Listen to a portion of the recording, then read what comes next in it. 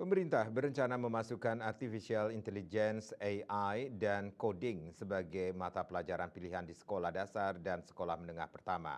Menteri Pendidikan Dasar dan Menengah Mendikdasmen Profesor Abdul Muti mengatakan mata pelajaran pilihan tersebut akan dimasukkan dalam pembaruan kurikulum mendatang.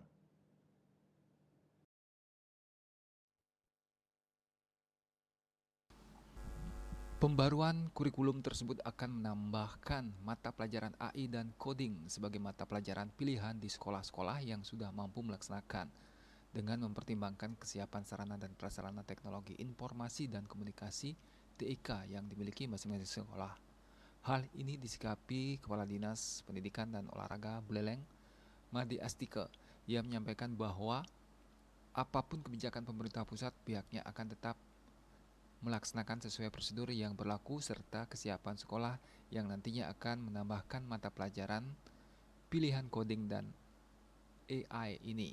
Ia menyambut baik penambahan mata pelajaran ini karena sangat membantu dalam bidang pelajaran matematika dan pengetahuan umum. Pelajaran coding ya, tentu dan AI di sana tentu ini akan membantu kepada seluruh peserta didik ya dalam hal mencari jawaban-jawaban tertentu atau strategi-strategi tertentu dalam melaksanakan proses pembelajaran.